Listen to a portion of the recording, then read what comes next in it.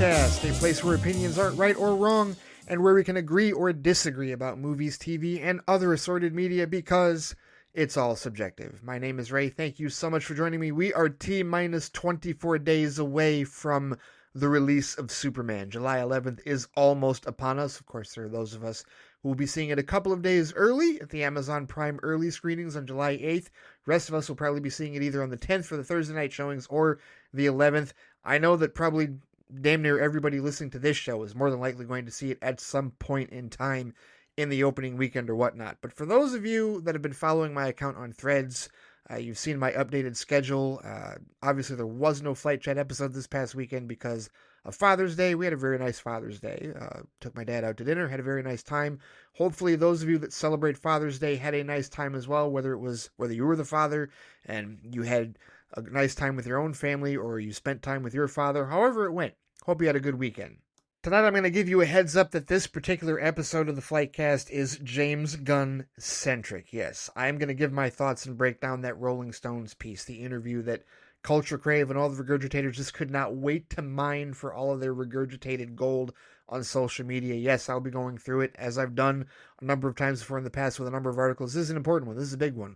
Inside a month from the release of Superman, inside a month from the official grand opening of the DCU, if you will, the grand release, and we want to hear from the boss, if you will. But maybe not all of us want to hear about it. Maybe not all of us are James Gunn fans. So just giving you that heads up. If you are not a James Gunn fan, if you don't necessarily care for the man's work, if you don't care to hear the man's opinion or my thoughts on his opinions on everything DC related and Superman and whatnot and everything else they talked about in this interview, then go ahead and skip to the next episode, which should be Flightbox. I'll talk about that here in a second. But yeah, if you are not a James Gunn fan, then just go ahead and skip over this episode, unless you are actually interested in hearing my thoughts with everything that he said. And he had quite a bit to say indeed. And he had even more to say on social media and a couple of more articles as well that Hollywood Reporter put out after the Rolling Stone piece as well. So lots to get into with respect to that. This will be a James Gunn DCU Superman heavy episode. There's other stuff going on. I definitely,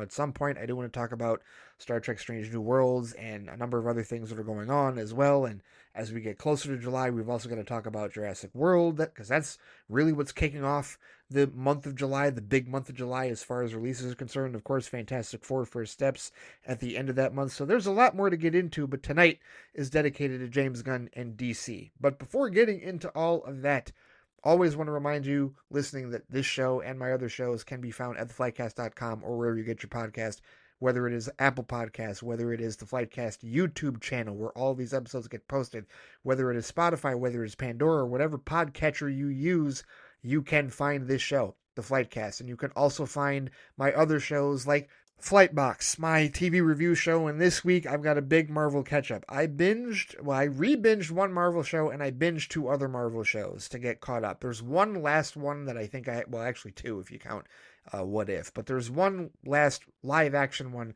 that I haven't caught up yet. I thought I would get to it in time, but alas, I didn't realize it had 9 episodes, so I'll probably have to get to that this upcoming weekend, and that would be Agatha All Along. But I did rewatch Hawkeye, I watched Echo, and I watched She-Hulk, and I've got thoughts on all three.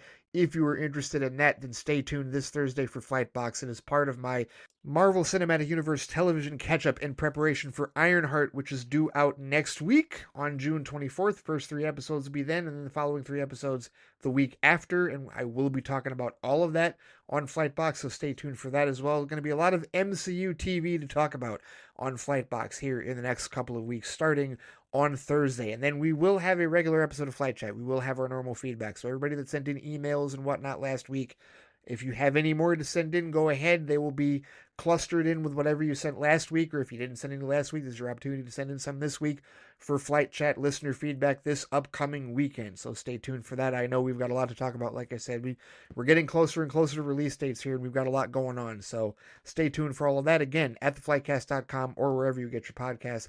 And of course, I want to take a moment to thank all of the supporters at patreon.com/theflightcast. Thank you so much, those of you who are flight officers. Very loyal flight officers who have been waiting with bated breath for all of my content my extra content and whatnot that have been posting here and there. There's almost 200 pieces of content that is posted to that Patreon, but there's more coming. Stay tuned for the comic episodes, the Flight Report episodes, because I do have those two Superman runs that I now have at least 24 days to read. I'll probably do that after I get through all of my MCU TV catch up, to be honest with you. But yeah, stay tuned for that. I'll be talking about Superman for All Seasons and All Star Superman, the two comics that James Gunn told us was inspiration for the Superman film. I want to read those so that if there are any Easter eggs or there's any type of references, I will be able to understand the full context of what we see, more than likely, potentially, in the Superman film. Just like I did when I read Zero Year before the Batman, just like I did when I read Civil War, finally, all 97 issues and tie-ins of that, so I could finally understand what everybody was telling me about with respect to how the Civil War film was nothing like the comic in that regard in many ways. So stay tuned for that. And also, I posted a Friday Flight episode. I put Friday Flight back on Patreon and had some thoughts on some things this past Friday as well, so you can listen to that. Plus episodes of Flight Review, where I've got a bunch of movies, my backlog of movies that you more than likely have seen that I have not seen. More episodes of that forthcoming as well, so stay tuned for that at patreon.com/theflightcast. And of course, thank you so much, those of you who are flight officers that currently do support the Flightcast on Patreon. All right, let's get into it. So even though the marketing for Superman has been absolutely phenomenal and impeccable, and again, not that they've just necessarily done incredibly innovative things with it, it's just nice to see DC Studios show how marketing is actually done for a comic book studio, a comic book movie studio, if you will. You know, unlike DC Films, the rinky-dink former division of Warner Brothers Picture Group, DC Studios is taking things to heart. I'm seeing way more cross-promotional stuff with respect to other items like razors, cars, milk bones, all that kind of stuff. It's awesome. It's great. It's what marketing is supposed to be for DC Films, and we haven't seen it like this until now. But in spite of all that, the press tour for Superman has started, at least according to James Gunn. He said the other day that it was starting this week. And that, I guess, officially began with this Rolling Stone piece that came out just a couple of days ago, on June 16th. Yesterday, actually. Monday, June 16th. And this particular piece that James Gunn himself shared, written by Brian Hyatt, photographs by Devin Akhtar Yelkin. So immediately, right off the bat, Rolling Stone, I'm like, okay, good. Not Tatiana Siegel. Great. That's awesome. I'm now more intrigued by what this article is going to be, by what this Q&A is going to present us, especially with this title. This title says, Superman director James Gunn, you don't want everyone to root for you. DC Studios co-CEO goes deep on his high-stakes take on the Man of Steel, the future of his new DC universe, and how getting fired helped him feel loved. All right. Well, we got a lot to get to, so let's dive right into it. I'm sure many of you have already read this, but you know how it is when I break these things down. We'll go through it, and I'll make my comments here and there. This is my first time reading it, by the way. This is a cold read. I avoided reading it, and I avoided paying attention to Culture Crave and discussing film and everybody else, all the regurgitators that were posting tidbits and whatnot here and there, and other people's reactions to what he was saying. So, fresh reaction, blind reaction to what I'm seeing here. Here we go. So it starts off. He says, it's not hard to find James Gunn's office on the Warner Brothers lot. A huge glowing Superman S symbol beckons from an entrance wall, visible through a glass door from yards away. Gunn, 58. 58, wow. Well, yeah, he's got all white hair. Okay, I got you. That's a good 58, truthfully. Gunn, 58, is in his third year as co-CEO of the company's newly created DC Studios, sharing the title and office with Peter Safran, who handles the business side of the operation. Together, they're creating a new superhero universe around some very old characters, aiming to finally make Superman and friends and family, flying pet. Yes, that's right, Crypto. Truly competitive with the currently shaky Marvel Cinematic Universe. Yep, there we go. There's always got to be that backdrop. Truly competitive with the currently shaky. That's two things, right? So not only is it DC finally being competitive, hopefully, with Marvel, but also currently shaky Marvel. We cannot forget that Rolling Stones is the one that provided us the Is Marvel Dead piece last year that I'm probably like, that's not what the title was, but it was something akin to that last year. The Tatiana Siegel hit piece that I definitely broke down last year. So yeah, the currently shaky Marvel Cinematic Universe. Of course, they got to get those shots in. It says Gunn is a refugee from that universe after writing and directing his final MCU movie, 2023's Guardians of the Galaxy Volume 3. Yes, that was the only MCU movie that year, by the way, to make a profit. To not bomb, if you will, since Quantumania and the Marvels both bombed. I'll go ahead and add that since Rolling Stone didn't. Superman, due July 11th, is the first feature film set in the new DCU, and arguably one of the highest stakes movies ever made, though Gunn despises that framing. He's an unlikely studio exec, to say the least. He spent his early years trying every conceivable creative outlet, fronting bands, drawing alt-weekly comic strips, acting, performing monologues in dive bars. He also got a Columbia MFA and published a raw early-aughts debut novel, The Toy Collector, finding a path to his true calling when Lloyd Kaufman, co-founder of famed B-movie purveyor Trauma Entertainment, paid him $150 to write a screenplay for something called Tromeo and Juliet. He was soon writing big-budget movies from Scooby-Doo to Dawn of the Dead, and directing quirky films of his own, one of which caught Marvel's attention, landing him the first Guardians of the Galaxy in 2014. With that film, he made himself an instant A-plus list director, this piece says, forging a blockbuster from a deeply personal blend of left-field humor, visual dexterity, and aching empathy for the oddest of characters, all scored with the Cosmos' greatest mixtape. After the second movie in 2017, right-wing trolls unearthed some of his early edgy tweets, and Marvel fired him. They soon changed their minds, but the temporary separation opened the door to his first DC film, Suicide Squad, and his current gig. Yes, all of that chronicled. We know all of this. I have podcasted about that as it happened. This was back in our Fans Without Borders days over at Squadcast Media. It says, in a glass case in the hallway of his shared office, which once belonged to Frank Sinatra, is a full Superman costume worn by the late Christopher Reeve. A Gene Hackman-worn Lex Luthor bathrobe is in its own case in the spa-sized bathroom. All right. Superman the movie fan. Obviously, we knew that. Gunn sits on a couch with Superman and Aquaman action figures looming above him on a mantle. On the coffee table are various DC comics. Among them, one eyebrow-raising anomaly, a copy of the first Marvel DC crossover project, 1976's Superman vs. the Amazing Spider-Man, The Battle of the Century. Okay, so now I get where that question came from, because that was one of the tidbits. They're probably gonna get to it here later in the piece. But I did hear about him being asked that question. Okay, so he set that up, or they set that up, whatever. It is what it is. Here we go. So the Q&A begins, and it says Supergirl, which is out next year, is wrapping principal photography. How much were you on the set? He said 0. Very little. I mean, at the very beginning, but I've been pretty busy, as you might imagine. I was really involved at the script stage, but then director Craig Gillespie has just been such a great partner. He's just been doing his thing. You never know how something cuts together, but right now it looks amazing. It's really cool stuff. Well, that tracks, because Gunn has told us from the beginning that, he is embracing the creator-driven universe, so he wants to be hands-off.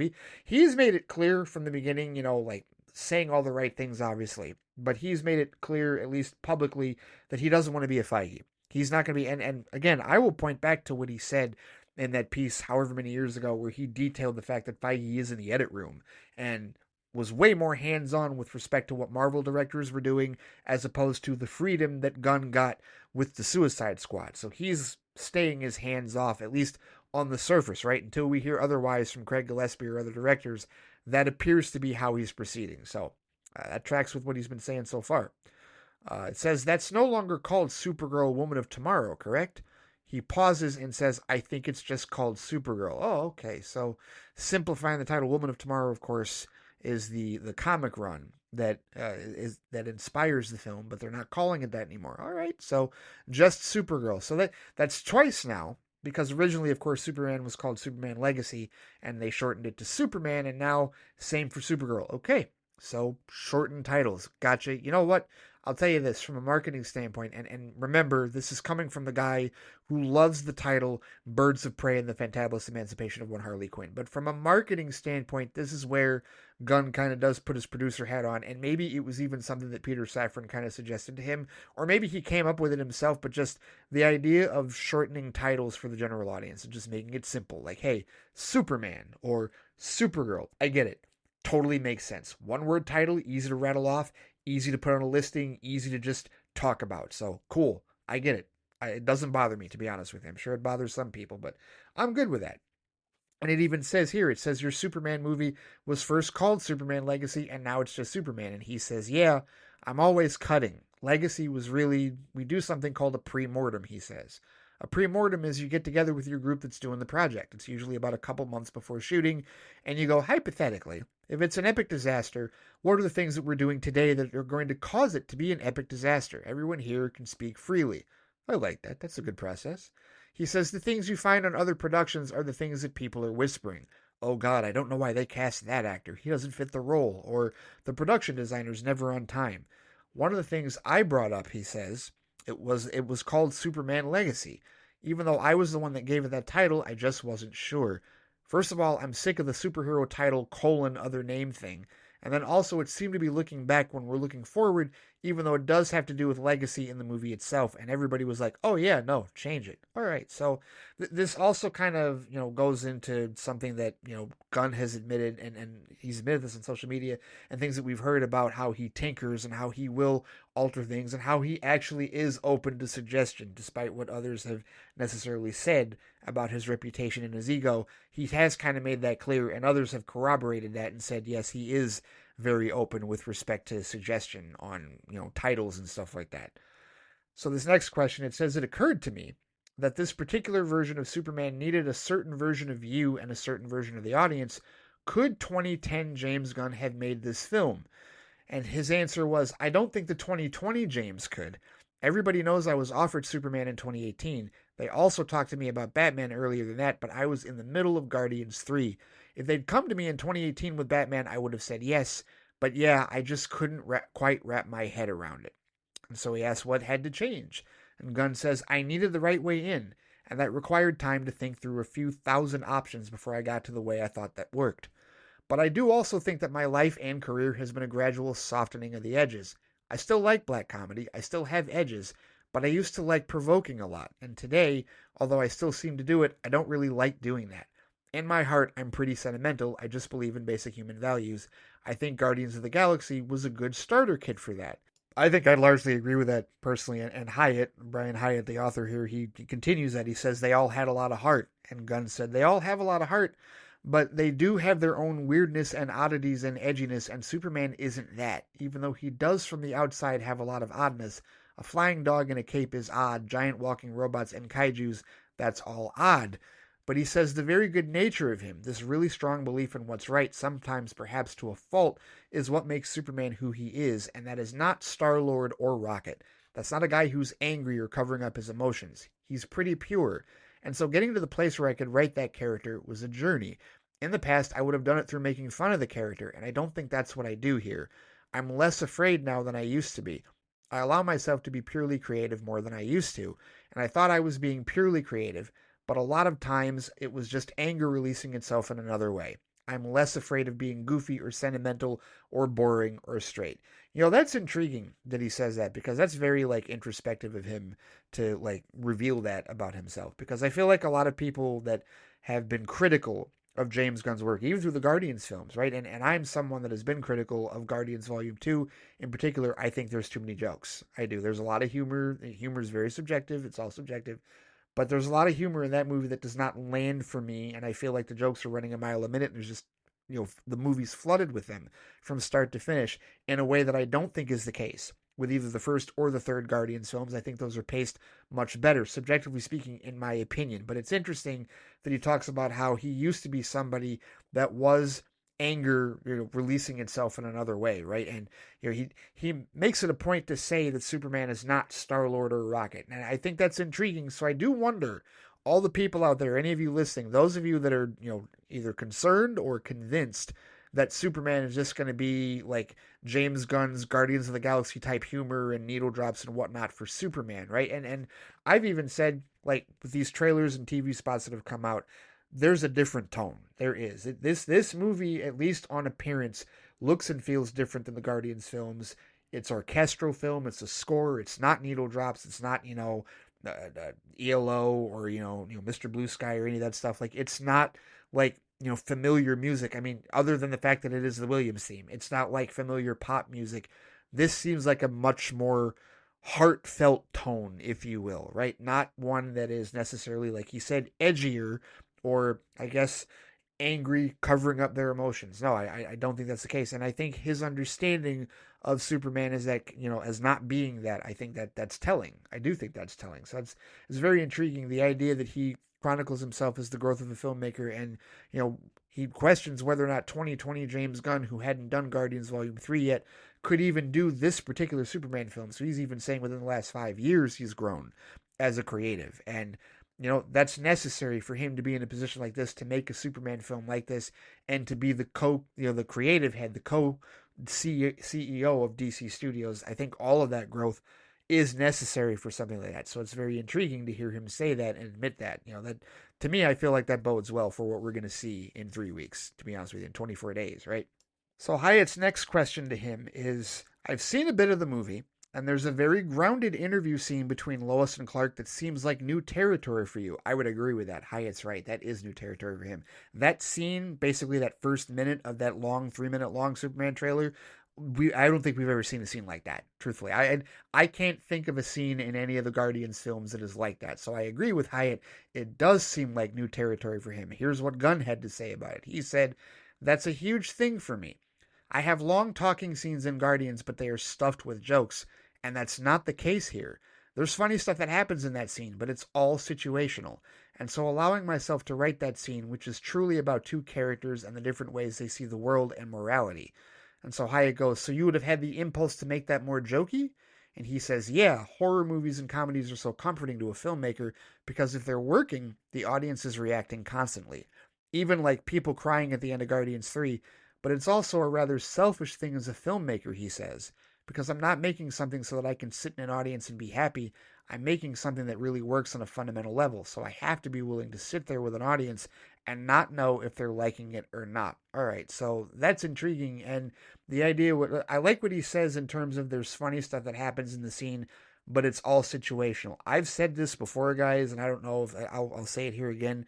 But when it comes to Marvel and DC, I have said for a long time now, through the DCU and even before that, I feel that DC movies are much better at situational humor. I do. And I feel like a lot of the situational humor that we see in comic book movies does come from DC movies. I feel like the one-liners and quips and all the jokes that he's talking about, that's Marvel. That's the MCU, right?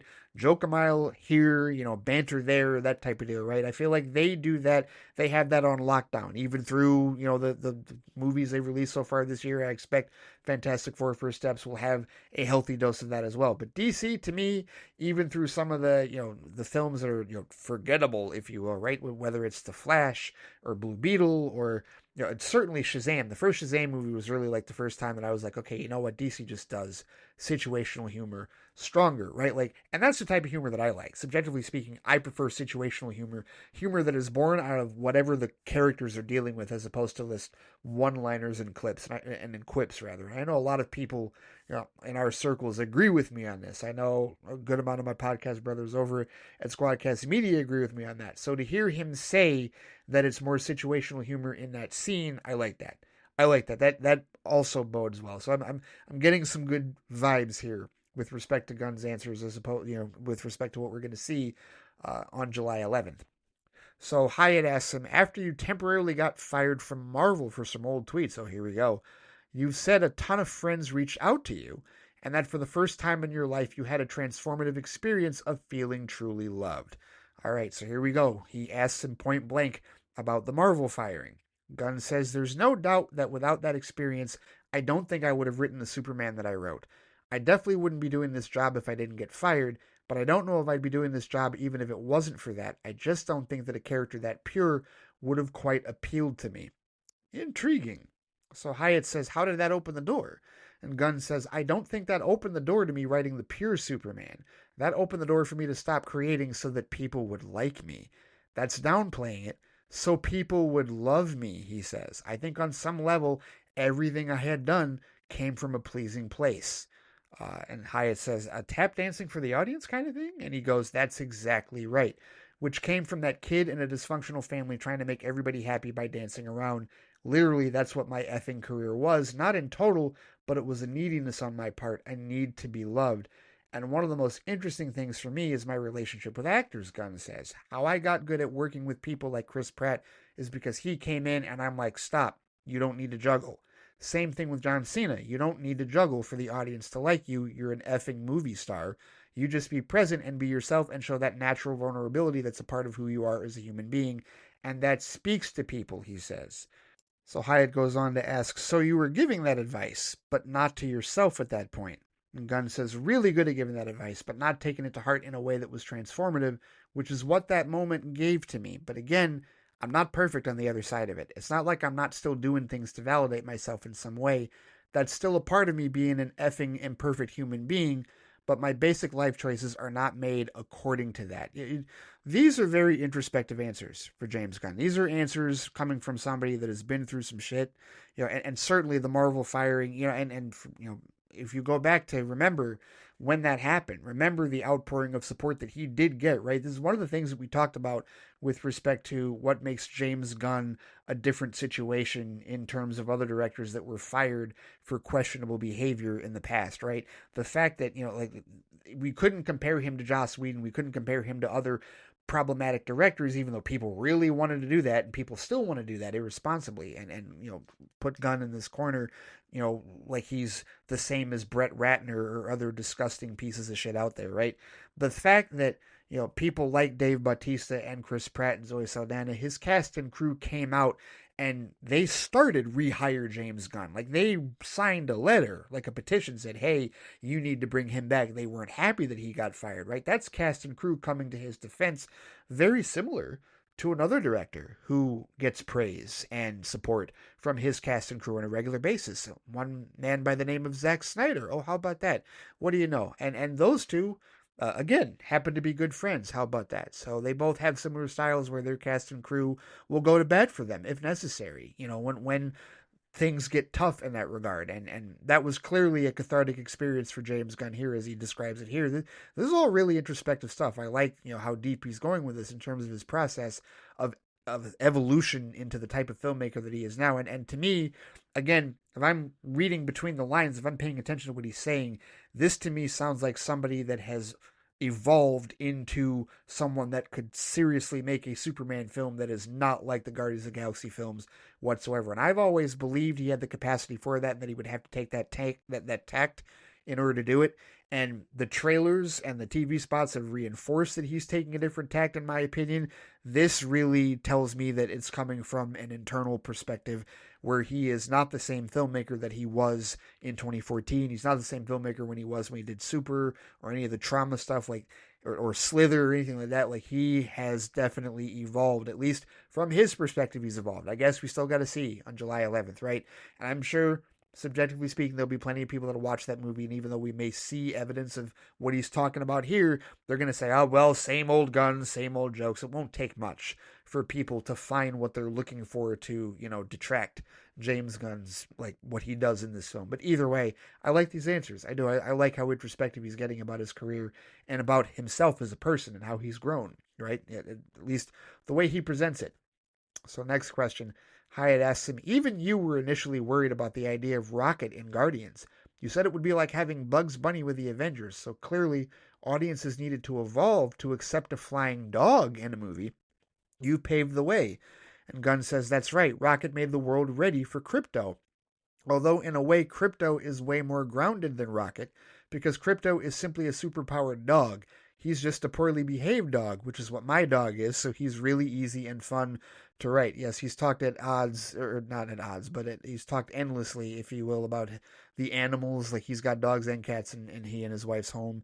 Ozu is like his prized dog, and the dog that I guess Crypto is like modeled off of. He posted a clip of that, I think yesterday or today, showing the overlay of Crypto modeled off of Ozu, and he talks about how badly behaved Ozu is. I've read more than a few of his posts with respect to that. But yeah, it is interesting to think that maybe the idea of a talking raccoon did pave the way for Crypto, but he's right. Crypto, it's not like Crypto's going to be speaking, right? Crypto's going to be, behaving, or not behaving, but like acting out, and doing things like on camera as a dog would. But yeah, it's interesting to think that, we're going from talking raccoon, he's actually kind of going backwards to dog that will help in still an elemental dog way, but still super powered dog, right? Dog that technically is more powerful than Rocket, but doesn't have the wisecracks and the jokes, right? So again, that's situational humor, right? The humor that we're going to get from Crypto in Superman is not going to be like the humor we get from Rocket. Rocket was all about one-liners, all about jokes, all about quips. Crypto, it's going to be completely situational. Like in that 5 minute, what was it, 4 or 5 minute long clip that we got where he's dragging him to the Fortress of Solitude and he's jumping up and down on him while he's injured, as a badly behaved dog that doesn't understand his master is injured would do. So situational humor. I'm already like appreciating that, and I'm already looking forward to seeing more of that. So here's Hyatt's next question. He says, one of your big innovations here is the sci-fi Silver Age Superman stuff, robots, etc., that has never been in a live-action film. That's right, it has never been in a live-action film. This is unprecedented for Superman territory in live-action cinema. And Gunn says, yeah, I think that's the biggest tonally novel thing about this film, and it really is based on the tone of 2000 comic book series All-Star Superman in a lot of ways, and taking that tone into a cinematic realm is not the usual thing for a superhero movie or for any movie. So I really was thinking a lot when making the film about graphic novels more than movies. Now, come on, comic people. Come on, DC Comics people. Your ears have got to perk up with that, right? I was thinking a lot about the film when making the film about graphic novels more than movies. Come on now. Especially those of you that have been concerned about whether or not this film is going to be Superman the movie Redux or even Man of Steel Redux, whichever side of that aisle you're on. The fact that he's saying he thought more about graphic novels than movies, come on now. That's got to, to calm some nerves just for a bit here, right? I know we got 24 days to go before we see this thing, but come on. Like that, the sentiment is there. It's intriguing. I like this. He's giving good answers. He is saying the right shit. He is. He is saying the right shit so far. Let's continue. Hyatt asks him, Fantastic Four. Here we go. The Marvel question. Fantastic Four is coming around the same time as Superman and seems to share that Silver Age optimistic feel. It's interesting, given weird times in the world right now, that seems to be the right vibe. Okay, good. I like the way Hyatt phrased that question. He didn't go antagonistic with it. He went for them sharing the same vibe, given the weird times in the world. Yeah, weird is putting it lightly. But Gunn says, maybe. But do you really think they're alike? I'm really embracing the Silver Age of it all, but I don't think that it's as stylized, or at least not stylized in the same way, and it's not as retro. There are retro-futuristic aspects because we've got Daily Planet with a big effing globe, and the robots, the machinery, so I can see where there's certain similarities. Yeah, truthfully, I think clearly Superman, from what we've seen in the trailers, it's going to be modern day, right? It's going to have kind of a classic feel to it, almost not quite, but almost like the Batman the Animated Series, where it was old school, but there were computers and it's a similar thing here where it's modern day, but there is some classic Silver Age stuff, maybe the evolution of that, right? But still in the modern day. Whereas Fantastic Four First Steps, that is clearly retro future. That is clearly like old school 50s, 60s future in that regard, in another multiverse. So no, I think I agree with Gunn on this. They're not quite so alike in that regard. Hyatt's next question. He says, on a story level, what cracked Superman for you? All right, here we go. Gunn's answer is, it was Krypto. The beginning of the movie is the first thing I wrote, with Krypto coming to Superman in the snow and Krypto taking him home. That was really about the tone of the whole movie. That really was about the tone of the whole movie, rather. It's a flying dog who wears a cape, but that led immediately to the robots, to the fortress rising from the ground, to the device that isn't in the comics, the giant magnifying glass, which powers him up more quickly than just the regular sun would, bringing all those elements into a Superman movie in a way that hasn't happened, not to mention that he exists in a world where superheroes or some form of metahumans have existed for 300 years. It's just a different thing. Okay, couple of things with this. First of all, that's the beginning of the movie. That's confirmed to be the beginning of the movie. Okay, all right then. That is a detail that if anybody else knew, I did not. That sequence we see is the beginning of the movie. Okay, fair enough. All right, I don't think that's a bad place to start the movie. We'll see how it works in concert with everything else, contextually. Second, he literally said the device that isn't in the comics, the giant magnifying glass, which tells me he's seen the stupid ass discourse about that, right? And did I have an issue with it? Of course not. I didn't. But that was another point of debate. Like, I can't believe he's screaming because the sun is being focused into him. He shouldn't be in pain. He should be healing gracefully. And it's just all manner of stupid fanboy argumental bullshit. But whatever. He invented a different device that allows. But when you think about it, like, okay, I'm still a novice when it comes to comics. I admit that. But when I see that device and when I think of what it is and what it's supposed to be doing, I mean, contextually, we get the idea. It doesn't have to be straight out of the comics in order for it to be something that would plausibly work in a comic book movie. So, yeah, but I just thought I think it's funny that he specifically mentioned it's a device that isn't in the comics. How about that? And then the other thing, the big thing, and they've talked about this already because he mentioned this in another interview. Metahumans have existed in this DC world, this DCU world, for 300 years, and that is a very different thing. Because he really is committing to the idea that this is not an origin story. We're not getting Superman's origin. We're not getting an origin of superheroes.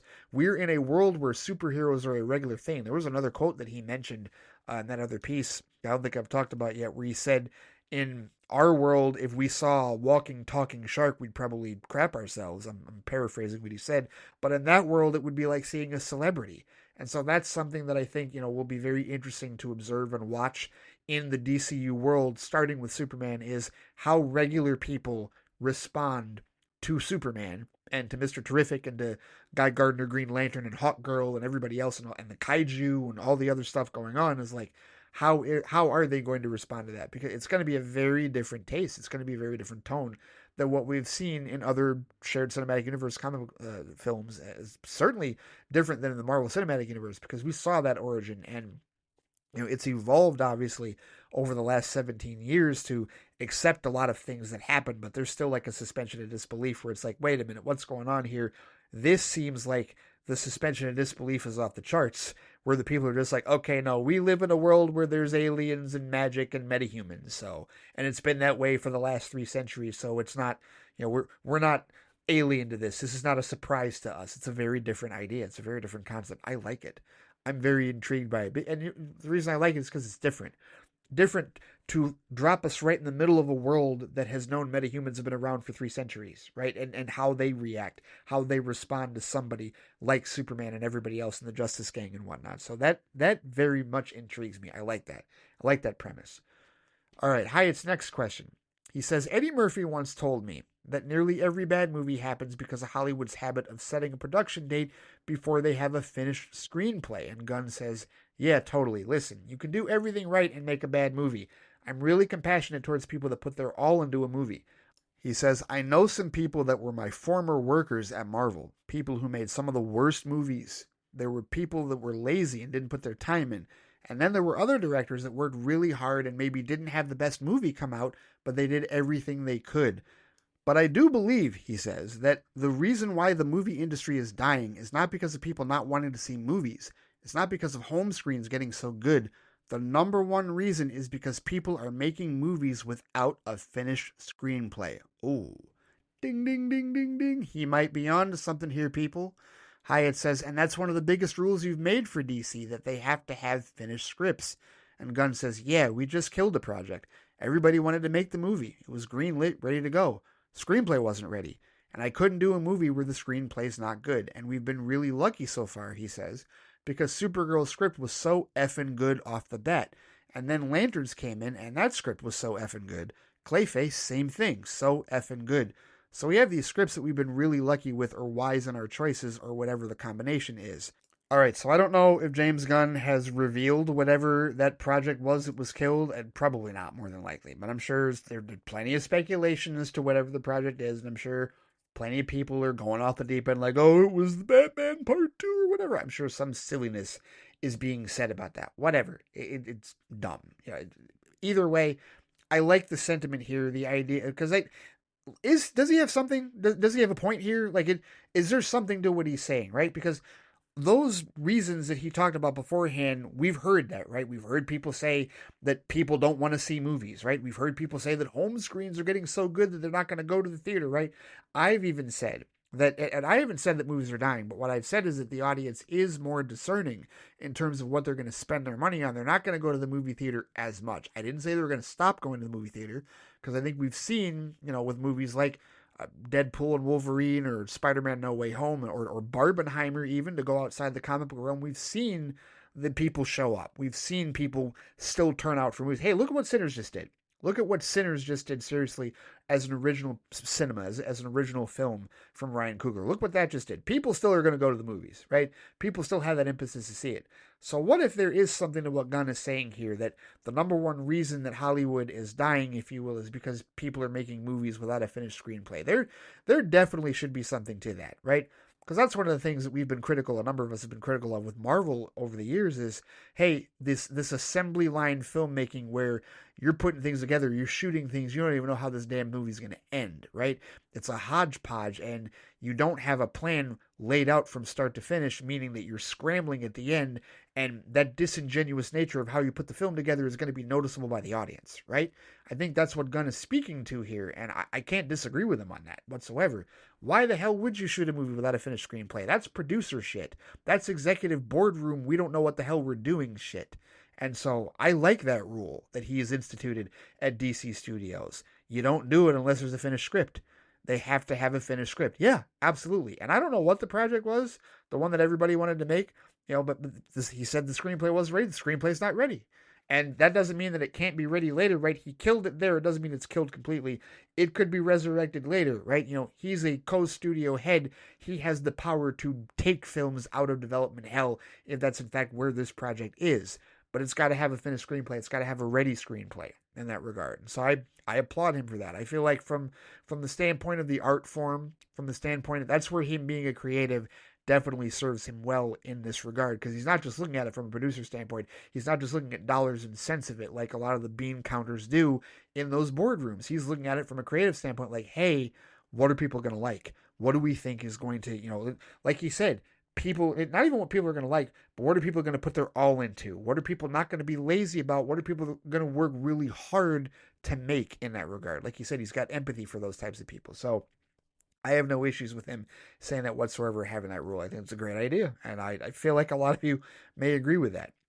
So Hyatt says, you've written hundreds of pages of material recently between the Creature Commandos animated show, Peacemaker Season 2, and Superman.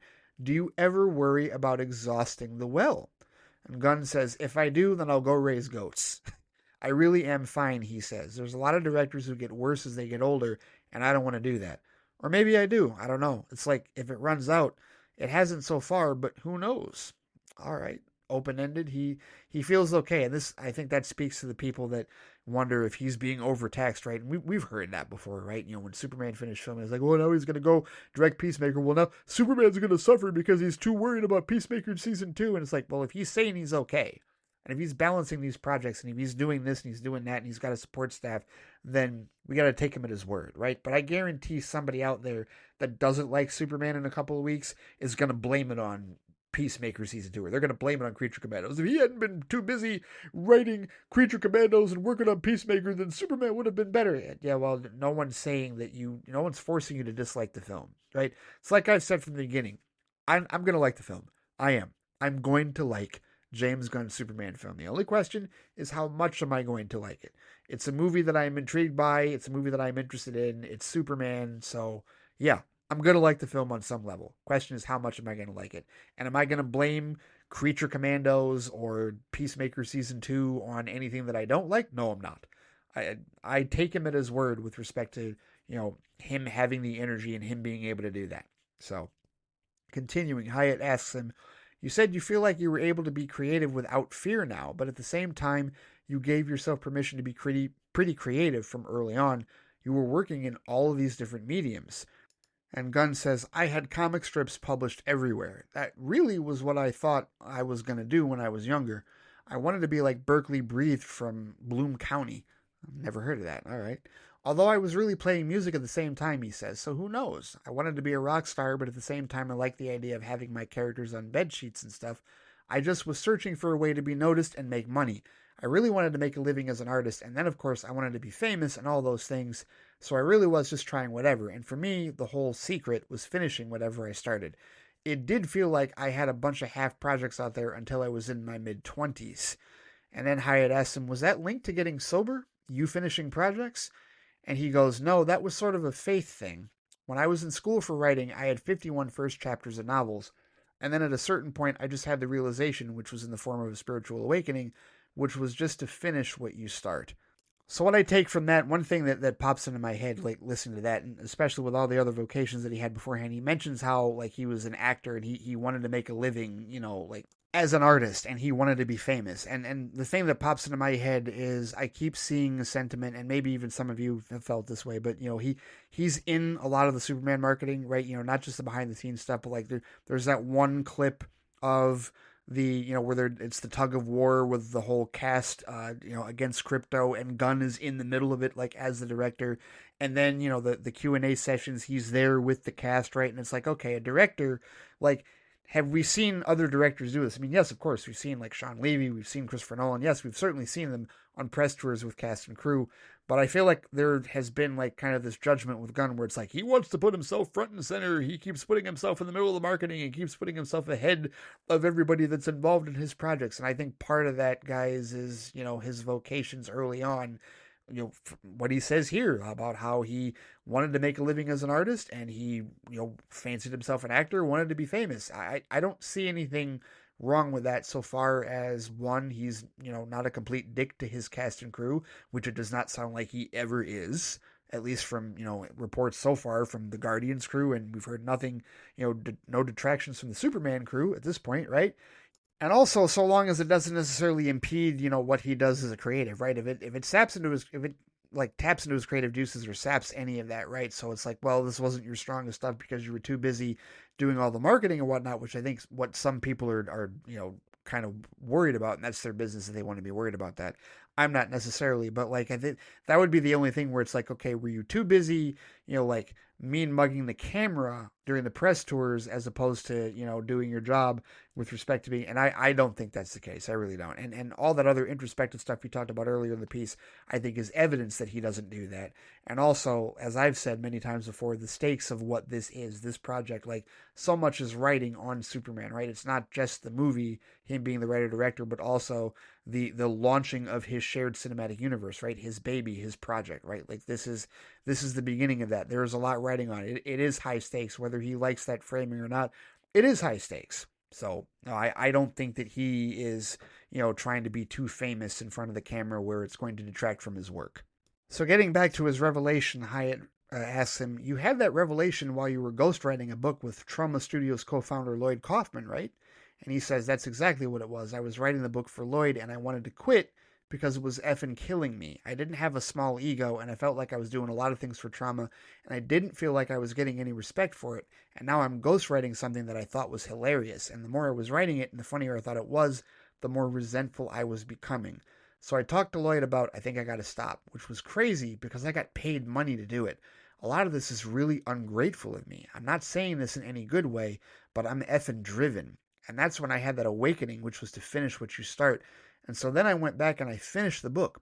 I still hated doing it, but the minute that happened, my life changed within weeks, literally within weeks, because that's when I wrote The Specials, the 2000 indie film, and finished that, and instantly everything happened. So more introspective stuff, when he says like a lot of this is really ungrateful of me, like he is like really like digging into like his past and like reflecting on like his prior feelings, right? Like this is one of those interviews where it really does sound like, there's some introspective growth that he is like citing as a person, right? Like as a filmmaker, as a creative, right? In terms of like stuff that he's working through, like any one of us other humans would have to work through. Like this is a very humanizing interview. I like this. I really like this so far. It says, "You've talked about moments of almost spiritual visions, not quite like the ones in your film Super, but pretty similar." And Gunn says, "Pretty intense, pretty overall encompassing." And Finish What You Started was in that category, and he says 1,000%. That one was what kept me awake for that one was long. That was the most intense ever, he said. And Hyatt asks him, "What did you experience? What did you see?" And he goes, "I mean, it's long, but my whole life is based on that effing whatever that was. I have no clue how long it was," he says. "Maybe it was an hour, maybe it was 7 hours. But yeah, it was really just aligning a lot of the things I believed about myself, about finishing what you start, about it's not my business whether people think of my shit. My business is doing what I do, and that's it," he says. "It was my faith in God, which is a big part of who I am. And yet at the same time, I don't think God really cares whether you believe in him or not. But I heard finish what you start. That was like hearing the voice of God as if it was completely outside of me." Now, some people that are like not pious or religious are probably going to scoff at him mentioning God that many times, but he's not saying it in a derisive sense. And I don't like the contempt the contempt that people have for organized religion. I don't think that's the case here in terms of how he's speaking of it, right? So this isn't something I'm going to chastise him on. He's talking about his own belief system and what powered him finish what you start, which that's a mantra for like any of us creatives, right? Any of us that, have grand ideas and great ambition, finish what you start, right? How many of us have projects? I got way too many have projects. I'll go ahead and admit that at 42, I got like too many half projects. There's a lot of shit that I need to finish what I started, to be honest with you. So I can relate to this. I can really relate to James Gunn on this, to be honest with you. And maybe some of you can too. Hyatt's next question was, it's weird that you had a lot of artistic outlets and it wasn't clear which one was going to pop off.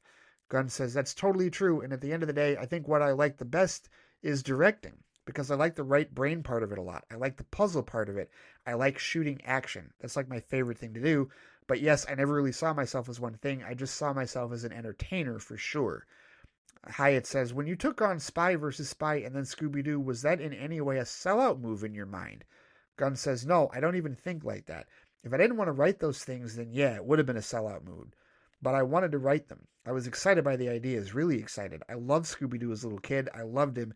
I still love Scooby, so that was exciting to me. That's a great point, right?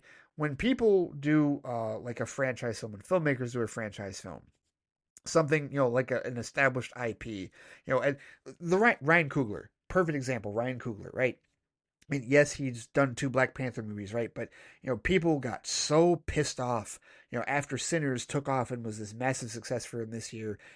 People are attaching him to the Blade movie or they want him to take on the X-Men, right? And people got so mad, like, no, we want him to keep doing original stuff. He doesn't need to sell out. Well, first of all, that's stupid because he's already a Marvel director. He's made nearly $2 billion for Marvel with 2 Black Panther movies, right? So number one, he's already done big IP franchise stuff. But number two, it's what Gunn just said.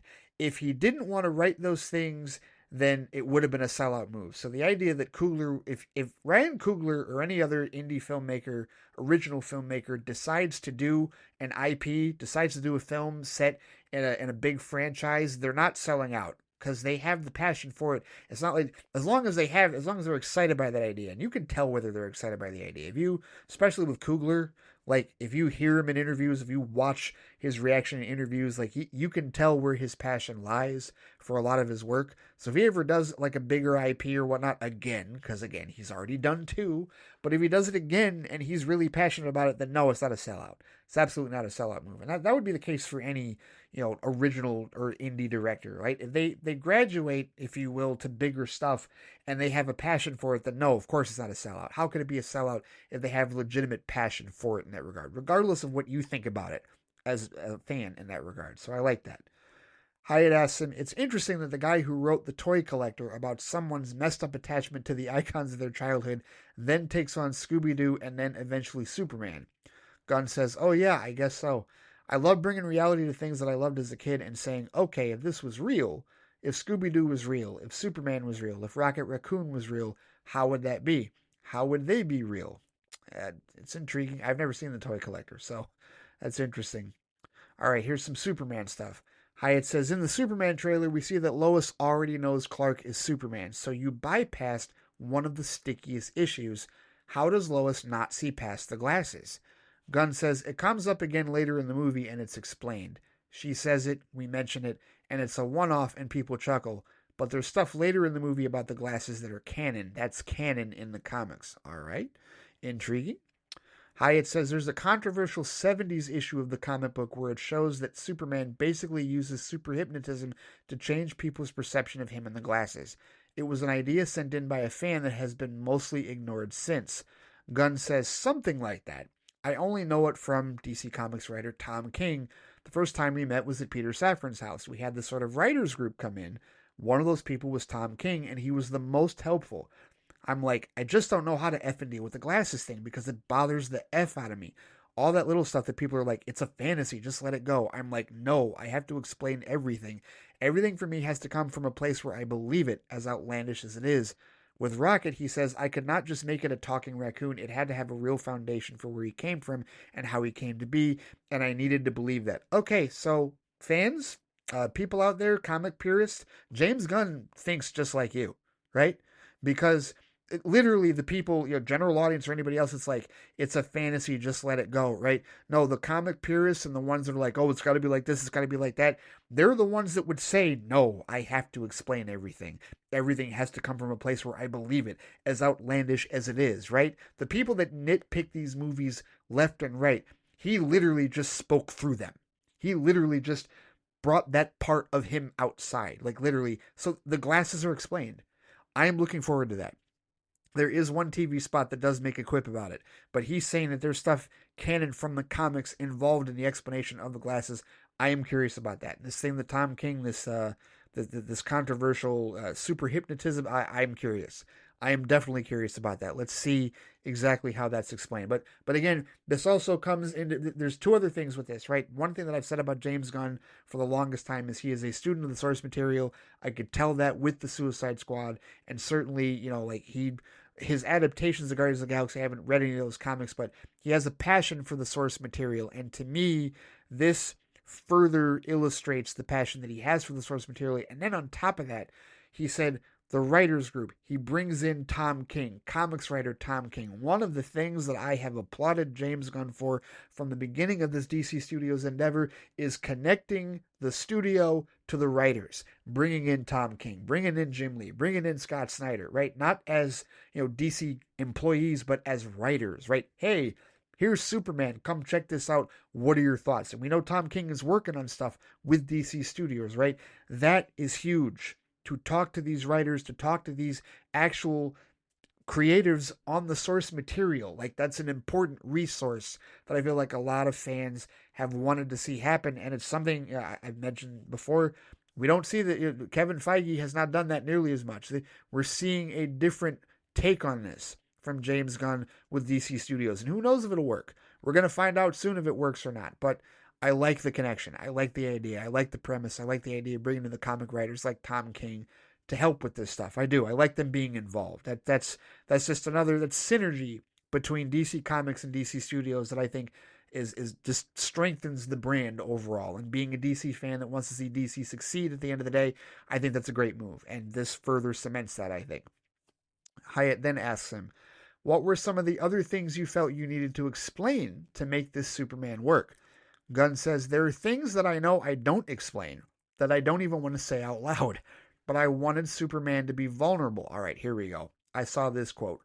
He says, I see the online things. Who would beat whom? Homelander or Superman or effing whatever, Adam Warlock or Brightburn. And I'm like, this is the effing stupidest effing conversation. Like, so then whoever would win this fight means that they're the best?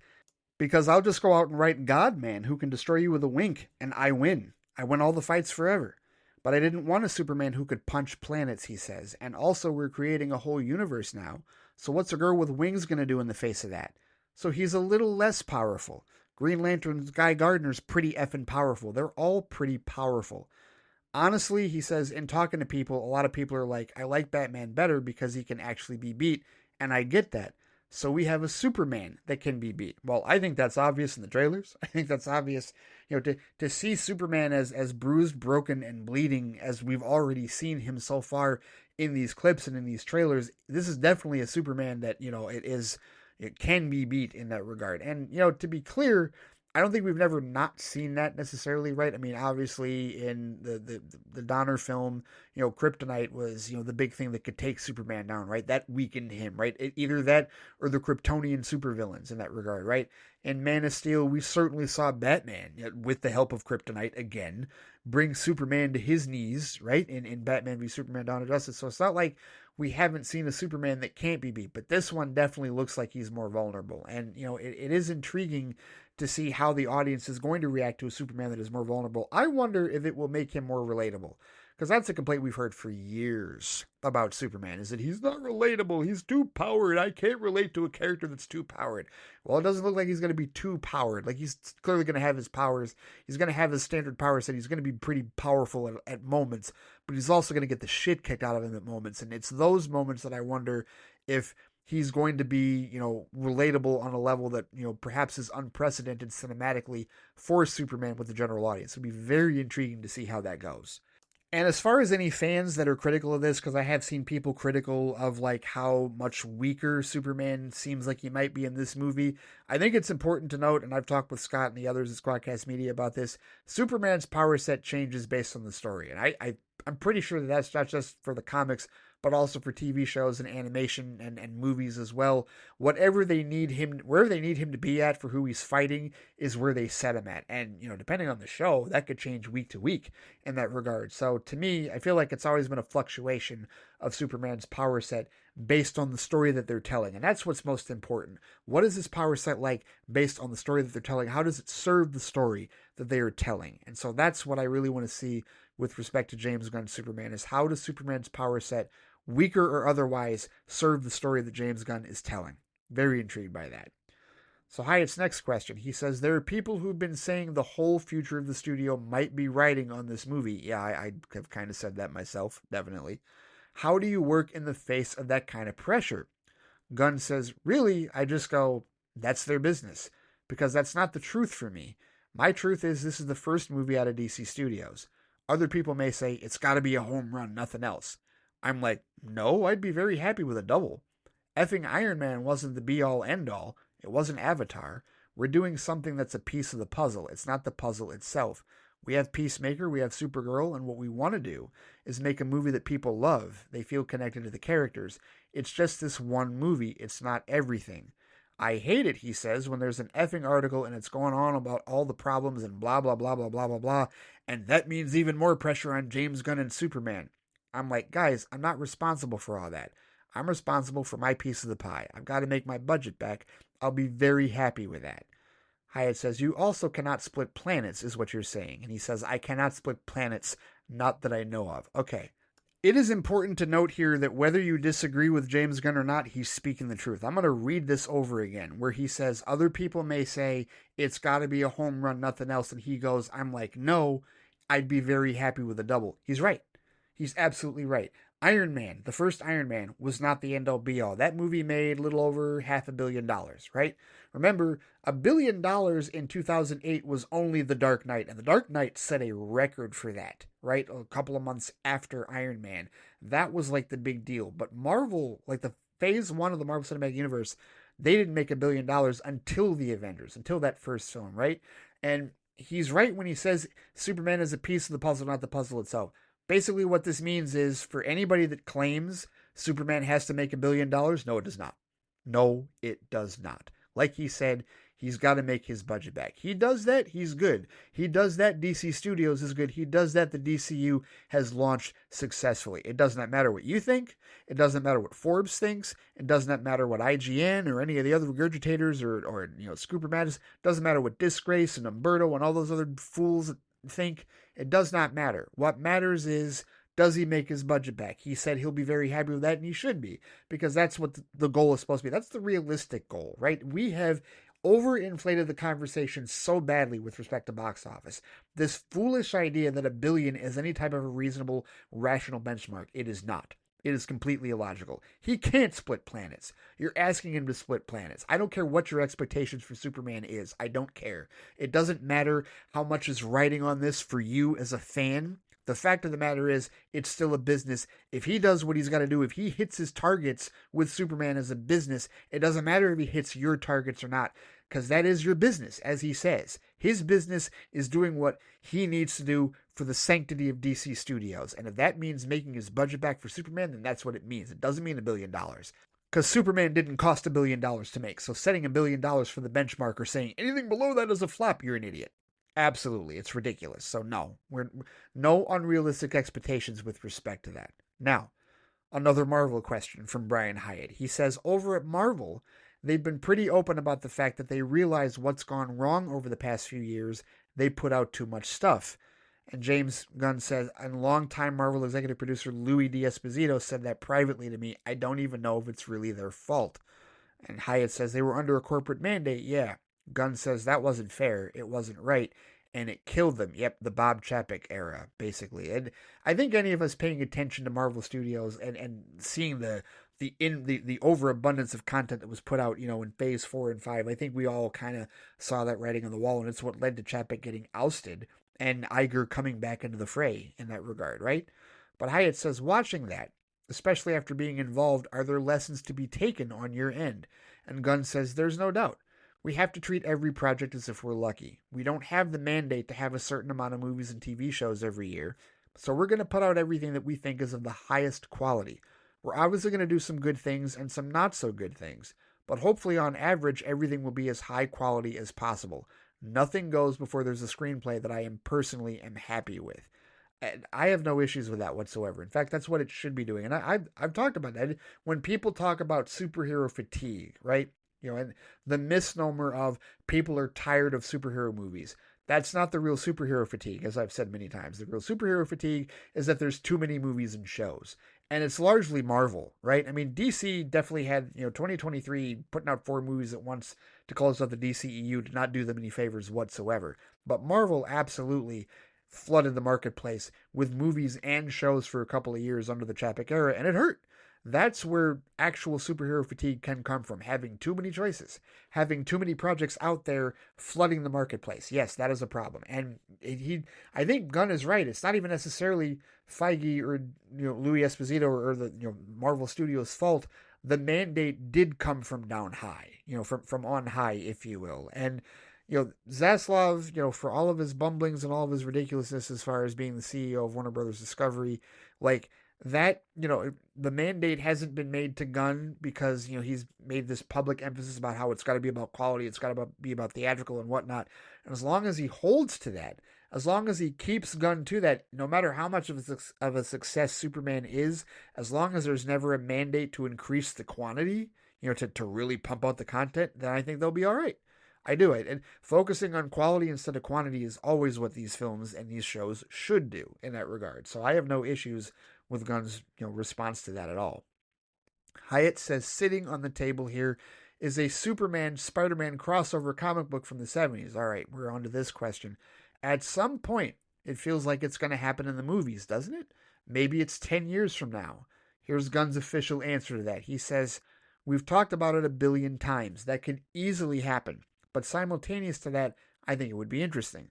But I also think people are a little over it, he says. I think people want to see good stories with their superheroes, and that's what matters. And they want to see different types of stories with their superheroes. And people love superheroes, that's obvious. But they need more variety. And they just need more quality storytelling. And just having Spider-Man and Superman team up isn't going to do it if it's shit. So it's got to come from a real place, and it's really hard to make that work. He says, I did Superman because I love the character, and I was excited about writing that movie. If I were to write a Superman versus Spider-Man movie, is it a concept I'm going to be like, oh yeah, this could be a great film? Or am I doing it because, oh yeah, people want to see Superman and Spider-Man team up? For me, it would have to be, if we ever did that, it would have to be under someone who thought it was going to be awesome and wasn't just a cash grab, because I'm just not into that. So basically, he's saying he doesn't have the passion for it. If that actually happens, it's got to be somebody that's got the passion for that in that regard. And I see no lies detected with respect to that. I mean, why would you do something like that, especially a crossover like that? This is why you don't listen to fans when it comes to like creative decisions. This is why you have to have the passion from within to tell these stories, right? Don't do it just because the fans want to see it, because the rest of the audience is going to detect how disingenuous your attempt is, because all you were doing was trying to please fans, a small group in the grand scheme of things, if you will, as I've mentioned many times before. So, all right, how about this? Let's get into this particular line of questioning. Hyatt says, with this movie, you have people actively rooting against you because they're fans of a previous incarnation of Superman and DC, Zack Snyder's. According to this, he says Gunn had a fake surprise. What? And laughs. Yeah, okay, I could see that. That is a sarcastic reaction. Like, what are you talking about? No, he knows. Of course he knows. We saw his response to that nonsense over on Reddit that even the Snyder Cut subreddit particular, the mods there even denounced that. I read earlier today in an IGN piece. But either way, he says, as you may have heard. And so here's Gunn's response with respect to that. So here we go. And this speaks to the title of this piece. Remember, you don't want everyone to root for you. So he says, I'm trying to think of how to say this best. I don't mind it. I think it's good. I think you don't want to have everybody root for you. And I have an actor who reads everything online. I won't say who it is, but he'll read this article and he'll know who it is. It's one of the top 5 in Superman. And this actor gets so upset over things that people say. I said, first of all, you realize that the trailer came out and reaction was 97, 98% positive. These people help us because you don't want everything to seem 100% positive. It's all right to have an opposing force every once in a while, he says. Some of the things get ridiculous. I just know that every time something comes out, it doesn't matter how positively received, there's going to be something that is of great controversy. It was great controversy that the sun caused Superman pain, right? Exactly. So, whether and he's not talking about himself. I mean, if we really wanted to guess what actor it is, I mean, I suppose we could. I don't know. But either way, yeah, he's not wrong. Every time, something comes out, it doesn't matter how positively received, there's going to be something that is a great controversy. This is with anything with any of it. It doesn't have to be DC. It could be Marvel. It could be Star Wars. It could be Star Trek. It could be anything. There's always going to be somebody that's going to be like, "This is terrible. My childhood is ruined." Right? It just that someone is always going to be bitching and crying about something. Like you said, it was great controversy that the sun caused Superman pain, and how it goes. But that's not what was happening. That was his bones snapping back together, right? And Gunn says, it's like when your doctor resets your bone. You scream, but it doesn't effing matter. Because is that really a controversy? Is that really something that you're upset about, he says? Or did you have a hard time finding something to be upset about? There's always going to be that. There's always going to be something that people are upset about. And it's okay. This actor reads everything, he says. He reads every effing Reddit thread. Oh, no. This actor needs to stop doing that. My goodness. He says he watches all the videos, including by the people who make their livings by hating us. That's how they make all their money. But you don't have to watch their videos where they're talking about how you're awful. You can't be reading it all the time. It'll effing murder you. It's a terrible thing to do to your soul. It is. Whoever this actor is, stop doing that. You're probably not listening to this show, but I'll just throw this on the ether. Whoever this top 5 actor in Superman is that is reading, don't read Reddit. Seriously, don't read Reddit. Those are the worst of the worst. Reddit is so awful. Reddit is terrible. I tried right before I went back to Threads. I tried going to Reddit for information. I tried getting involved with the different subreddits. I went to the DC cinematic Reddit. I went to the Marvel cinematic Reddit. I went to one that was pro, anti-Snyder, and also one that was pro-Snyder.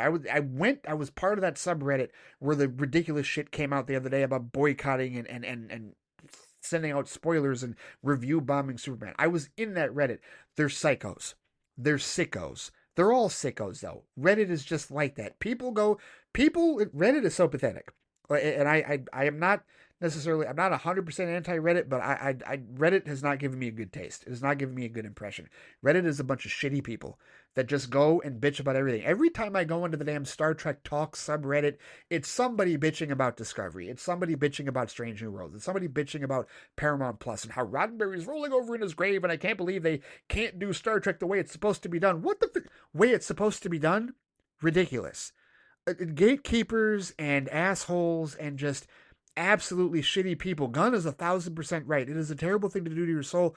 And I'm looking at it and I think it's horrible from somebody who isn't even a part of these creative projects. I'm a fan.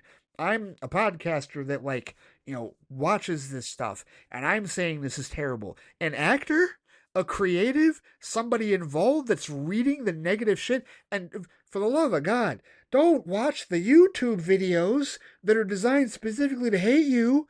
Why? Don't do that. Whoever this actor is, stop it.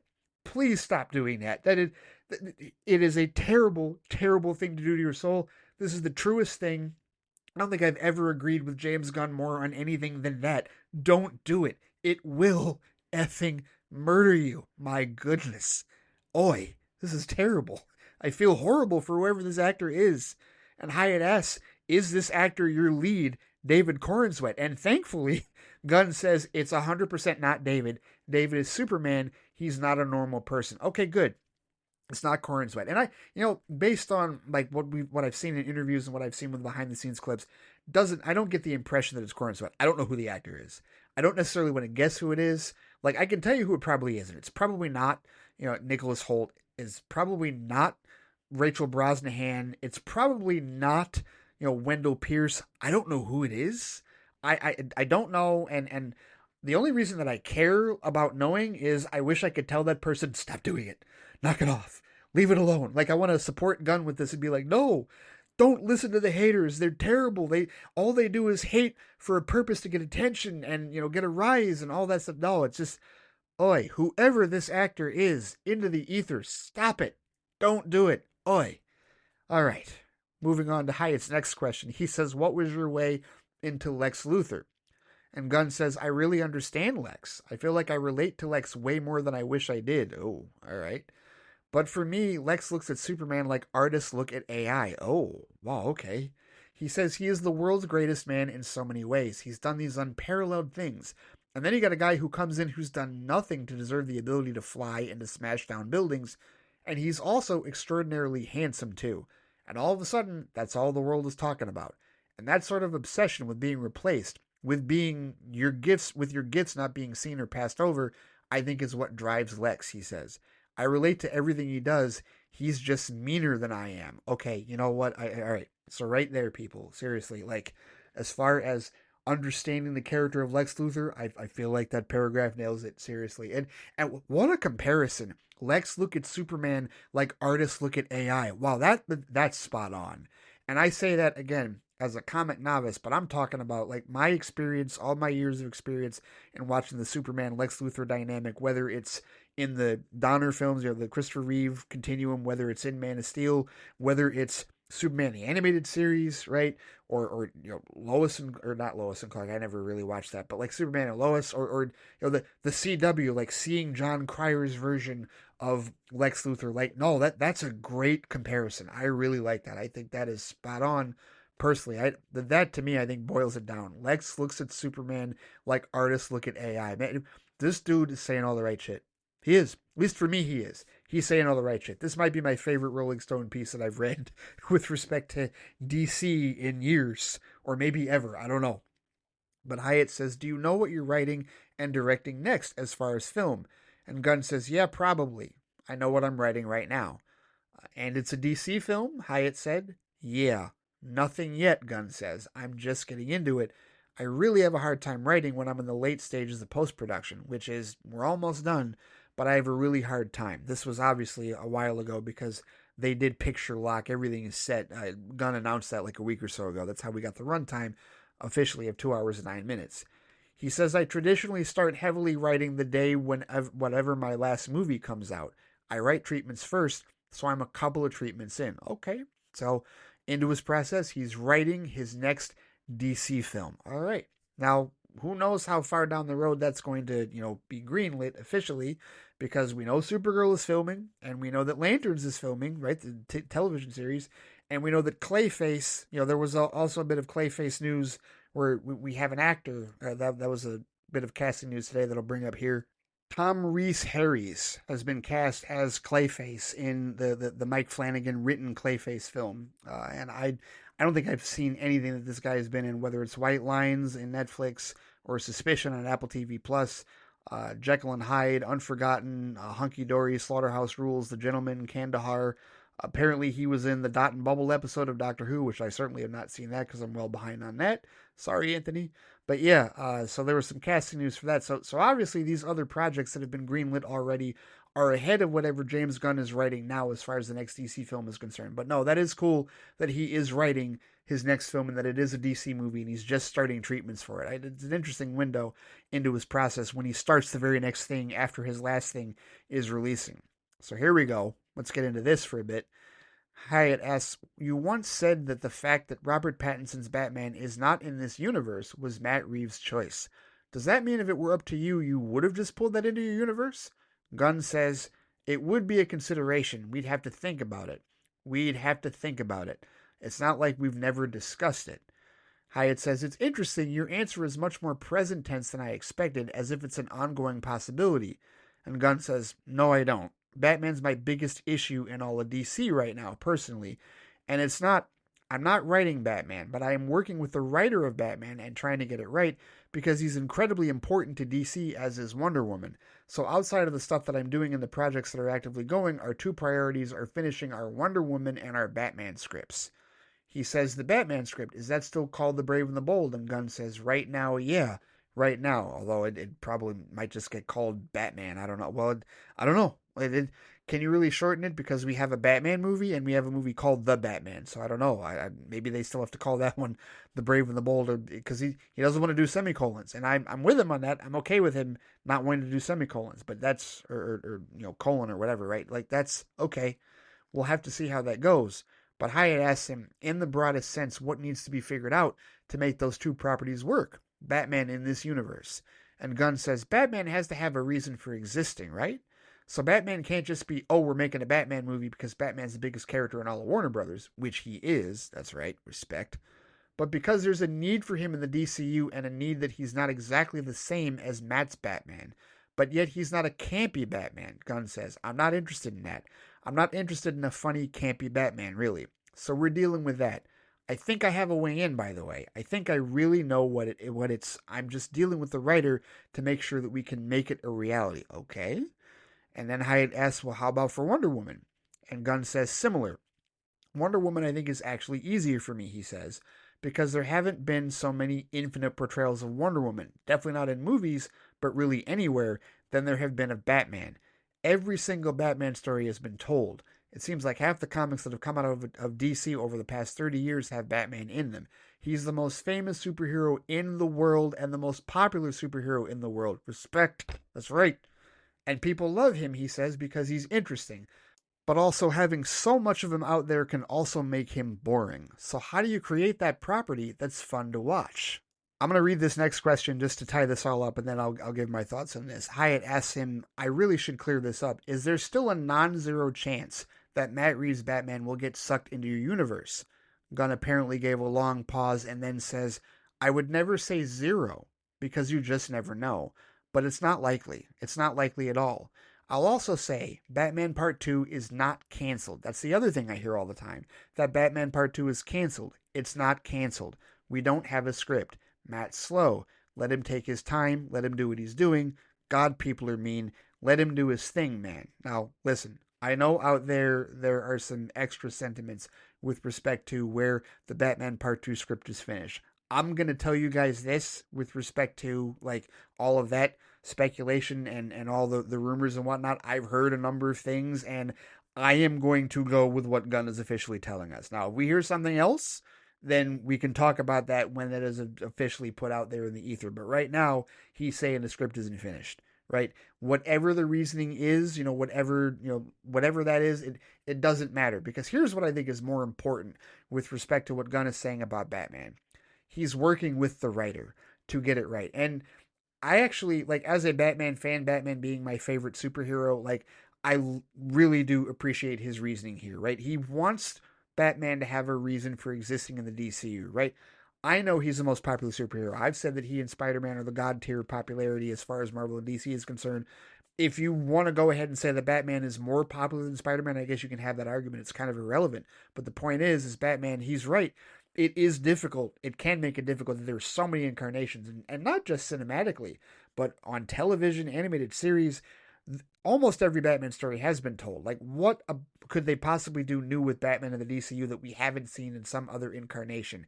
And if he understands that, if he recognizes that, if that's something that he's already, like, putting into, practice and figuring out, okay, this is a massive problem that we got to deal with. If that's the struggle that he has, then I'm comforted by that. I am, because it tells me that he doesn't want to be lazy about it. And he's not going to ignore it. He's not going to push it aside. Batman's too important. And he knows this. The Trinity is important. That's why he brought them up. He's got his plan for Superman that we're going to see in 24 days. And now the rest of it, like the other 2/3 of that, Batman and Wonder Woman, he's got to get their houses straight later in DCU proper, like based off of what he's done with Superman. But there's got to be a reason for him existing. And yes, something beyond, okay, the Waynes were murdered. Yes, of course, that's going to be a part of his backstory. But there's got to be another thing going on in that universe, in the DCU, that has to, a logical ask as to why he's involved, as to why his story is going to be told in whatever way that they're going to tell it. So I like the fact that he's working with a writer. I'm encouraged by that. And also the fact that he's working with a writer, and this is something that I've said to people, and I will continue to say this for anybody that keeps pushing the idea that he should just absorb Pattinson into the DCU. Again, this would like infringe upon whatever he and that writer are working on as far as what they've already figured out is going to be the DCU tone for Batman. Now, we know it's not going to be campy. It's not going to be Adam West, Burt Ward. Okay, great. I like that, right? And to all the people that still want a Super Friends Batman, sorry. Too bad, so sad. That doesn't bother me. I'm fine with Batman being a more serious take. Does it have to be Batman Begins? No. Does it have to be Batfleck? No. It's going to be whatever fits in the DCU in that regard. And there is a balance that they can strike, that I'm confident that they can strike within this universe. We got to see how the rest of it plays out, and we'll get a big dose of it when we see Superman. But I like this approach. I do. I like his approach to this. I like that he's not just saying, well, we got to do Batman. It's not a glossed over answer. It's an insightful answer. It's a creative's answer, right? It's something that a creative is going to say. It's something that a creative is going to think about. And based on everything else that Gunn has revealed to us in this interview, I am confident. I have optimism. I do. I have optimism that, again, as I've said, him being a student of the comics, him wanting to be, like placing an emphasis on subjective quality and storytelling, I think that he will find a way. He'll help this writer find a way. And that's the biggest reason why I think he says it's not likely that the Reeves stuff is going to get absorbed into the DCU, because he's already working with an idea of what he wants Batman to be in the DCU, and he's working with that writer to craft that, right? So,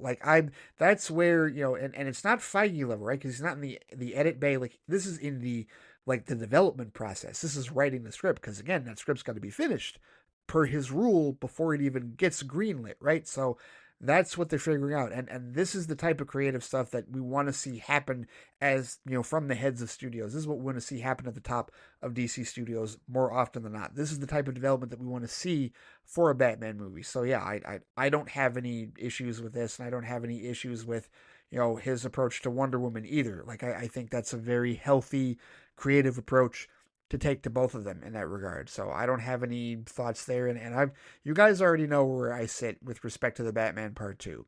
Batman fan, go back to what he said in terms of how many different, like he says half the comics that have come out of DC over the past 30 years have Batman in them. There have been so many infinite portrayals in movies of him, right? We've had Batman has done, he's had 8 solo movies since 1989, and he's been in 12 movies since 1989, right? Whereas Superman has had 2 solo movies since 2006 in that regard, right? Like Superman Returns and Man of Steel. Those are your only Superman solo movies. So me as a Batman fan, as I once again turn to look at my shelf of Batman physical media, my Batman movies, I can be patient. I can. I know not all of you can. I understand that. I know that there's fan impatience. I get it. I can be patient. I have more than enough Batman content. I have been fed with more than enough Fat Cat Batman content. I am a fat cat as a Batman fan. I have nothing to complain about as a Batman fan. Nothing. I have nothing to complain about. I got the TDK trilogy. I got Batfleck. I got Zack Snyder's Justice League. I got the Batman. I had the Penguin. What do I have to complain about? I got Batman the Animated Series when I feel like it. I got Batman Beyond when I feel like it. What do I as a Batman fan have to complain about? Nothing. Absolutely nothing as far as I'm concerned. I can be patient for the Batman Part 2 while Superman hopefully gets his flowers this year. I'm good with that. So just reiterating my thoughts with respect to the Batman Part 2. So let's get to this final question that Brian Hyatt asked James Gunn, which is another introspective one. He asks him, how do you want to be remembered? Have you thought about this? Gunn very bluntly says, I don't give a shit. I want to be remembered that I was nice to my family, that my family and friends love me, but I don't believe in any of that shit. First of all, everything's a sandcastle. Somebody wrote me that the other day. We have these problems, but that doesn't last. What will be remembered forever is the movies. I'm like, no, it won't. It's just effing disintegrating with everything else. What I really do care about is that I'm good to my wife, and I really do care that I'm good to my friends and my brothers and my sister and my mom. I went to the funeral of one friend a few years ago, he says, and he was split up from his wife, but he hadn't treated her well, hadn't treated his friends well. He had stood me up 3 times, supposed to meet me for lunch or something, and didn't show up. Funerals are always sad, but I think there's a kind of fulfilling sad where people are crying because they love somebody so much. And then there's this sort of depressing sad where it's like you just disappointed everybody, and it's really hard for people to say nice things. We loved him, but it was hard, and that really affected me. I'm like, I don't want my funeral to be that. So I guess I really do think about it sometimes, but in terms of that, I want people to cry because I was good to them. And that's the end of the interview. That's it. The entire piece, the interview, Brian Hyatt with James Gunn. And, some of the more, the non DC stuff, some of the introspective, like, emotional stuff, I wanted to read the whole thing because I feel like a lot of times when we talk about these directors, especially when we talk about James Gunn, there is a lot of dehumanization, and there's a lot of kind of treating him like, well, he's got to be this and he's got to be that, and he's not this and he's not that, and there's this assumption that he's a disingenuous individual. Well, if he's disingenuous, if he's lying through his teeth through all of this, then he's a hell of a storyteller in that regard. Because I don't read disingenuous out of any of these answers. I don't. I think that there's a lot of truth with respect to what he's saying. I mean, obviously, he's not necessarily going to tell everything to Rolling Stone, but I think he did tell a lot with respect to his process, with respect to his evolution, with respect to where he's at in his life as a creative, and how he feels, and the anger that he used to deal with, and the fear that he's no longer dealing with anymore. Right? I think there's a lot of good stuff in there to give us a more humanistic perspective on James Gunn. I feel like sometimes we humanize directors, other times we don't. And James Gunn is one of those directors that I feel like a lot of fans don't necessarily humanize as much unless you're just such a massive disciple of the Guardians of the Galaxy. If you're somebody that's been critical of his work, if you're somebody that doesn't necessarily look at his work fondly the entirety of the time, you may have a tendency to be a little bit overly skeptical, certainly when he decides to do a character like Superman, right? And that skepticism is going to be there when you're in the theater in a couple of weeks, right? Whether it's on the 8th, the 10th, or the 11th, that's going to be part of your, your viewing there. And it'll be part of me. It won't be a huge part of me because I really do enjoy the majority of his comic book work. Like I said, Guardians 1 and 3, phenomenal. And I do really appreciate the Suicide Squad. I do really enjoy that film, and I do consider it one of the stronger DCEU films. I really do. I to this point, I do still consider it his magnum opus, and I am hoping that in 24 days that will change. I'm hoping that Superman will become his magnum opus, subjectively speaking, for me. And I feel like tonally, and it's just going to come down to the story. It's going to come down to everything else. But I feel like tonally so far, it definitely has the potential to do that. But this is a good piece. This is a really good piece. And, obviously, because we're in the middle of Superman press, it wasn't going to be a hit piece. It wasn't going to be anything negative. It was going to be, a fluff piece, if you will, right? I mean, as fluffy as it could be, like positive. It wasn't going to be like any, massive critique. I mean, they did ask him, about Zack Snyder. They did ask him about Marvel. They did ask him about when he got fired, right? So there were some questions that weren't necessarily softball, and he did offer some answers that weren't just one-word answers, right? He had a lot to say, and as a creative, you do have a lot to say sometimes, especially when you feel very passionate about something. And I think he gave honest answers here. I like this interview. I think this is a good way to kick off the press tour, and a good little piece of, introspection, if you will, into his process and into his life as a creative in that regard. And to me, my optimism has not waned with respect to Superman, with respect to DC Studios, with respect to the beginnings of the DCU and his plan. So far he's saying all the right things. It's been, going into year 3 of him being co-CEO, and he's saying all the right things. I really don't have any complaints about what he has said or what he has done to this point. And the rubber's going to meet the road in a couple of weeks, in 24 days, when we all see Superman and we all have our thoughts on it, subjectively speaking. And then we see whether or not the DCU gets off to that good start that, I think many of us hope it gets off to. Maybe not all of us hope that, but I think a lot of us are hoping for some good things here because we love DC.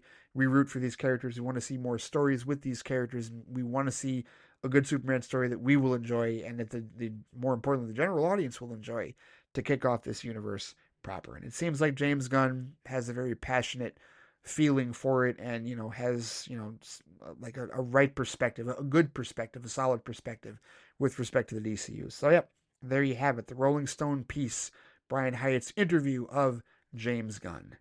And since that article was longer than I thought it was going to be, I think that's going to do it for this particular episode of the Flightcast, breaking down that James Gunn Rolling Stone interview. There were some other things, like he's been saying some stuff on Threads, responding to fans, answering some questions, and providing some insight. Like the people that have been critical about, well, you've named a Clayface actor, but didn't you already have Alan Tudyk? Didn't you already say that if they played the character as animation, that they were going to carry over in live action? All of that stuff, and he's been explaining some more of that. And I know some people don't like him to be that active on social media. I don't mind it. I really don't. I don't.